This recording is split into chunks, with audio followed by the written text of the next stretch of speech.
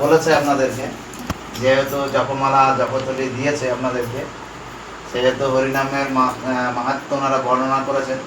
তাই ওনাদের মতন যদিও আমি পারবো না, অত শাস্ত্রজ্ঞ নই, তথাপি আমি আপনাদের সামনে বলার চেষ্টা করব। শাস্ত্রে বর্ণনা করা হচ্ছে যে আমাদের যুগ হচ্ছে কতগুলো? 4টে যুগ। কতগুলো যুগ? 4টে যুগ। তো 4 যুগে 4 রকম ধর্ম, ঠিক আছে? 4 যুগে 4 রকম ধর্ম।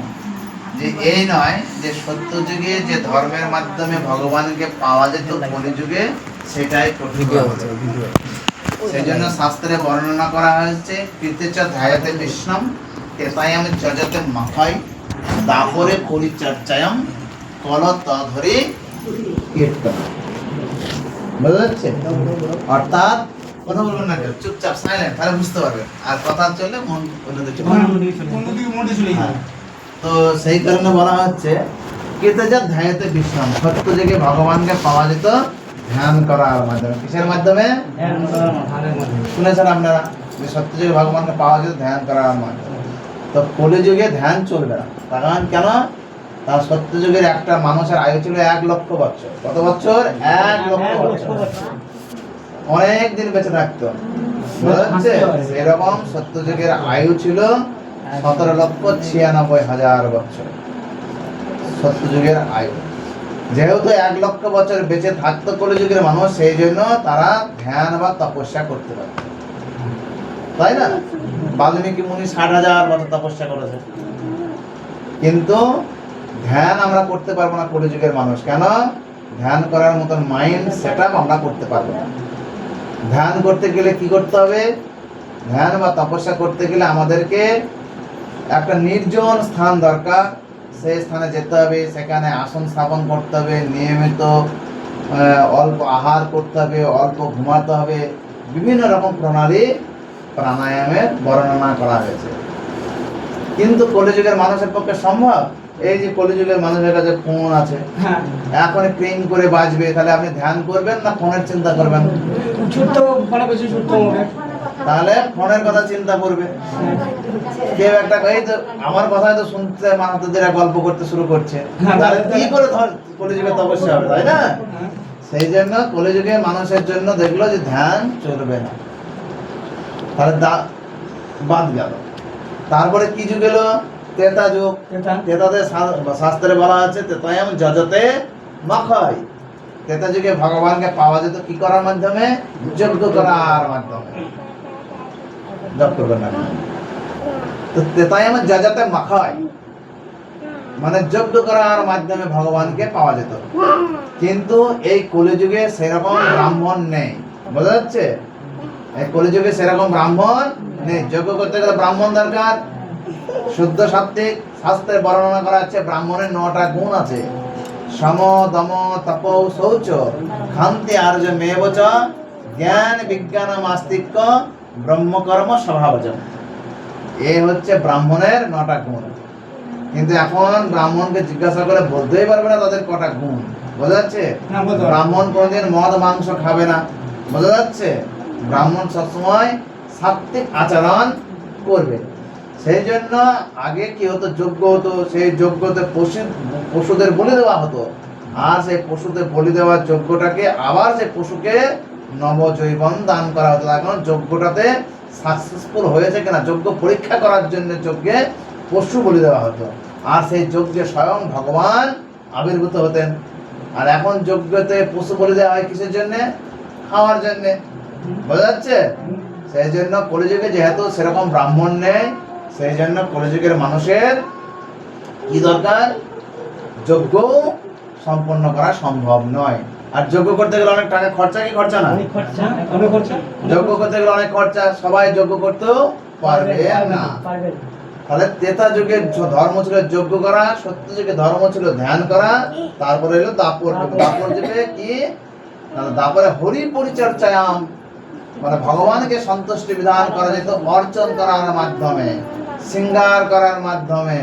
কিন্তু ভগবানকে অর্চন কে করবে? ব্রাহ্মণ ছাড়া ভগবানকে অর্চন কেউ করতে পারবে না। তাহলে আর অন্যান্য জীব সকল যেগুলো আছে যারা ব্রাহ্মণ নয়, তারা কিভাবে উদ্ধার হবে? সেই জন্য চৈতন্য মহাপ্রভু তিনি স্বয়ং কৃষ্ণ, তিনি কলিযুগে অবতীর্ণ হলেন পতিত পাবন রূপ ধারণ করতে করে, এবং তিনি যখন বললেন যে চারি যুগে চারি ধর্ম জীবের কারণ, অতএব কলিযুগের ধর্ম হয় নাম সংকীর্তন। বোঝা যাচ্ছে? যদি কলিযুগের মানুষ নাম অর্থাৎ কৃষ্ণ নাম কীর্তন করে, কৃষ্ণ নাম জপ করে, তাহলে কি হবে? কলিকালে নাম রূপে কৃষ্ণ অবতার, নাম হইতে হয় স্বর্গ, জীবেরও নিস্তার। এই কলিযুগের মানুষ একমাত্র নিস্তার লাভ করতে পারবে কিসের মাধ্যমে? না তো হরিনামের মাধ্যমে, জপ করার মাধ্যমে। সেই জন্য কলিযুগের ধর্ম কি? তৎ হরি কীর্তনা। তাহলে কি হলো? সত্য যুগে তপস্যা ছিল, ত্রেতা যুগে ছিল যজ্ঞ করা, দাপর যুগে অর্চন, আর কলিতে নাম সংকীর্তন। তাহলে কলিযুগের এই অধপতিত জীবকে উদ্ধার করার জন্য সহজ সরল পন্থা শ্রী চৈতন্য মহাপ্রভু নিয়ে এলেন। তিনি কি বললেন? হরে কৃষ্ণ কৃষ্ণ কৃষ্ণ হরে হরে, হরে রাম রাম রাম হরে হরে। প্রভু বলে কহিলাম, এই মহামন্ত্র ইহা জপ গিয়া সবে করিয়া নির্বদ্ধ, ইহা হইতে সর্বসিদ্ধি হইবে সবার, সর্বক্ষণ বলাইতে বিধি নাই আর।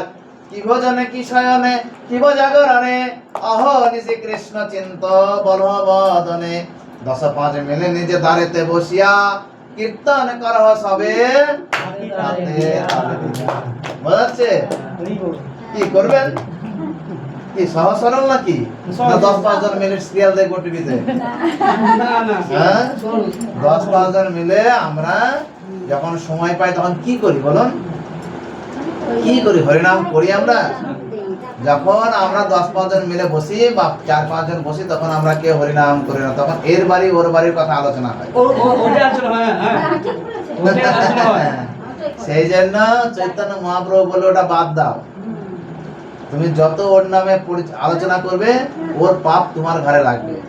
বুঝা যাচ্ছে? ও একটা খারাপ কাজ করেছে, তো ওর নিয়ে আমরা আলোচনা করছি, মানে ওর পাপগুলো আমার ঘরে চলে আসছে। বোঝা যাচ্ছে? তাহলে ওর নিয়ে আমার আলোচনা করা ভালো না আমার হরিনাম করা ভালো? ওর পাপ আমি কেন নেবো, তাই না? কিন্তু ওই যে আপনি, ও খারাপ কাজ করেছে একটা, কিন্তু ওই খারাপ কাজটা আমি সমালোচনা করছি। বোঝা যাচ্ছে? ওরা বাড়িতে ঝগড়া করেছে, বোঝা যাচ্ছে? ওরা হয়তো বাড়িতে ঝগড়া করেছে, জানিস আজকে ওদের বাড়িতে বাপরে কি ঝগড়া হয়েছিল, বৌমা তার শাশুড়ি কি না, এরকম আমরা আলোচনা করি কি করি না? আপনাদের দিকে হয় না মনে হয়? সেই জন্য বলছে যে ওইগুলো আমরা কম আলোচনা করবো। বোঝা যাচ্ছে? যতটুকু করার প্রয়োজন ততটুকু, আর আমরা কি করবো বাদ বাকি টাইমে? হরিনাম করবো, গোবিন্দ নাম করবো। এই দেহটার কোনো অস্তিত্ব আছে? এই দেহটা দুদিন পর কি হবে? নষ্ট হয়ে যাবে। নায়ম দেখে দেহ লোকং নিভজে। হ্যাঁ, নাম হরিনাম সঙ্গে যাবে। তাই আমাদের কি করতে হবে? হরিনাম করতে হবে। বোঝা যাচ্ছে? কি করতে হবে? না হরে কৃষ্ণ কৃষ্ণ কৃষ্ণ হরে হরে, হরে রাম বলুন, উঠে বলুন।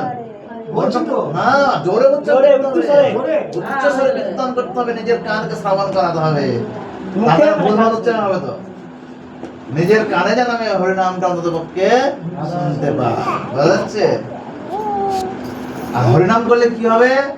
চেত দর্পণ মার্জনম ভব মহাদাপকে নির্বাপনম শ্রেয় করব চন্দ্রিকা বিতরণম বিদ্যা বোধ জীবনম আনন্দম বুদ্ধি বর্ধনম প্রতিপদম পূর্ণমৃত সাধনম সর্ব আত্মসমর্পণম পরম বিজয়তে শ্রীকৃষ্ণ সংকীর্তন। কি বলছে? হরিনাম করলে চেত দর্পণ মার্জনম, চিত্তরূপ দর্পণ মার্জন হবে। বলুন হরে কৃষ্ণ। চিত্তরূপ দর্পণ মার্জন হবে, মানে হৃদয়ের অভদ্রতা গুলো নষ্ট হয়ে যাবে। আমি যে সাদা কাপড় পরে আছি, প্রভু কালারিং গেঞ্জি পরে আছে, ময়লা হবে কি হবে না এগুলো পড়লে? এইটা আমি কি দিয়ে পরিষ্কার করব? সাবান দিয়ে, ডিটারজেন্ট পাউডার দিয়ে, সার্ফ দিয়ে। কিন্তু মনের ভিতরে ময়লা কিভাবে পরিষ্কার করব? সার গুলো খেয়ে নেবো? নাম সংকীর্তনের মাধ্যমে বলছে নষ্ট প্রায়েশ অভদ্রেষু নিত্যম ভগবত সেবায়া ভগবতী উত্তম শ্লোকে ভক্তি ভগবতী নৈষ্ঠিকী।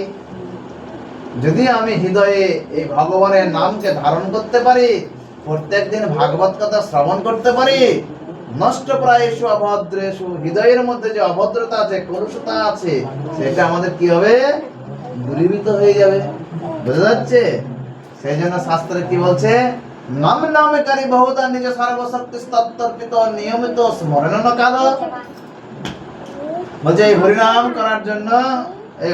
করার জন্য কোন নিয়ম বা কাল বিচার করে না।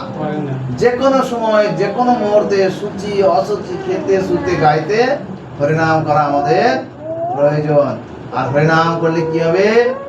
আনন্দম বর্ধনম প্রতিপদম প্রণম্রতা সাধম। প্রতি পদে পদে আমি আনন্দ অনুভব করতে পারবো। আমার গৃহের শ্রেয় কৈরব চন্দ্রিকা বিতরণম, আমার গৃহের মঙ্গল হবে। আর কি হবে না? তো শ্রেয় কৈরব চন্দ্রিকা বিতরণ বিদ্যা বোধ জীবনম। আর কি হবে? আমাদের যে পারমার্থিক কল্যাণ হবে, অর্থাৎ পারমার্থিক জ্ঞান আমাদের অর্জন হবে। বোঝা যাচ্ছে? সেই জন্য আমাদের কি করতে হবে? হরিনাম করতে হবে। নিখিল শ্রুতি মৌলি রত্নমালা দুতি নিরাজিত পাদ পঙ্কজান্ত ওয়ে মুক্তে কৃপাস্য মানম পরিষ্কাতাম হরিনাম সংশ্রয়ামি। হে হরিনাম, শ্রীকৃষ্ণ বিগ্রহ রূপ ছাড়াও তোমার এই নামকে আমি অধিকতর বেশি বিবেচনা করি, কেননা তোমার এই নাম করার মাধ্যমে আমার সমস্ত পাপ রাশি বিনষ্ট হয়ে যাবে। বোঝা যাচ্ছে? যত ব্রহ্মকৃতি নিষ্ঠায়পি বিনা সমায়তি বিনা না ভোগে অপৈতি নাম স্ফুরণ তত্ত্ব পারব্ধ কর্মেতে বিরোধী বেদ। অবিচ্ছিন্ন তৈল ধারার মতো নিষ্ঠা সহকারে যদি আমি ব্রহ্ম চিন্তা করি, তাহলে অনাদিকাল থেকে সঞ্চিত পাপ এবং পূর্ণের ফলাফল কখনোই বিনষ্ট হবে না। কিন্তু জিহ্বাগ্রে যদি একবার মাত্র আমি কৃষ্ণ নাম করি, তাহলে কি হবে? সঙ্গে সঙ্গে আমাদের পাপ রাশি বিনষ্ট হবে। তাহলে বলুন আমাদের কি করা উচিত? হ্যাঁ, কি আপনারা হরিনাম করবেন? মালায় জপ করবেন? কারা কারা মালায় জপ করেন? আপনি করেন? আমার গাড়ি ভাড়া তো করতে হয় আমাদেরকে। কি বলছে আপনার বাবা?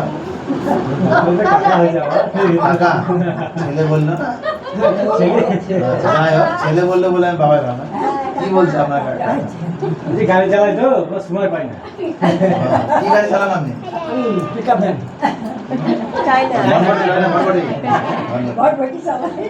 ঘুমান কখন? ঘুমান কখন আপনি? ঘুমান কখন? আমি আমার উদ্রে হরিনাম করে যাই 10টা নিলে 10টা পড়ে ওঠেন কটায়? ভোরে 4টায়। 4টার সময়? 4টাতে গান চালান না, হাঁটিয়েই গোবিন্দকে হাঁটতে যাবেন, তখনই হরিনাম করবেন? না, গোবিন্দকে প্রণাম করে যাবো। গোবিন্দকে প্রণাম করতে হবে। কথা শুনতে হবে, কথা বুঝতে হবে, টাইম বের করে দেবো না। সেই টাইমটাকে আমরা কাজে লাগাতে হবে। আপনি বলছেন আমি সারাদিন ভ্যান চালাই, আপনি যেহেতু বলছেন আমি সারাদিন ভ্যান চালাই, আমার সময় হয় না, আমি সেই জন্য আপনাকে টাইমটা বের করে দেবো। বুঝতে পারছেন? ওই টাইমের মধ্যে আপনাকে হরিনাম করতে হবে, তাহলে আপনার মঙ্গল হবে। একটা সময় ঘুম থেকে ওঠেন মধ্যে খুব ভালো ব্রহ্ম মুহূর্ত, হ্যাঁ, সেই সময় হরিনাম করবেন, আপনার মঙ্গল হবে। বুঝা যাচ্ছে? মালাদের জপ করবেন। আমাদের সুবল প্রভু আছে, তারপর আমাদের এই ওটা ভাগনা, ওটা ভাই কৌশিক প্রভু আছে, ঠিক আছে? আমাদের সুবল প্রভু এখন ওটা আমার বাড়ি একলাই বাড়ি আমার। হ্যাঁ, সে বাড়ি এক জায়গায় হলে কি হবে? ঘরে ঘরে ভিতরেও বাড়ি হলে কোনো যায় আসে না। উনি কি করছেন আচরণ, সেটা আমাকে ফলো করতে হবে। বুঝা যাচ্ছে? তো হরিনাম জপ করতে হবে সেই জন্য। বুঝা যাচ্ছে?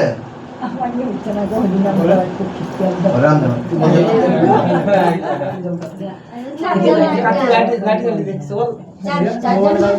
এখানে একটা বল লাগাবেন, বুঝলেন? ওই একটা সেই বলগুলো আছে।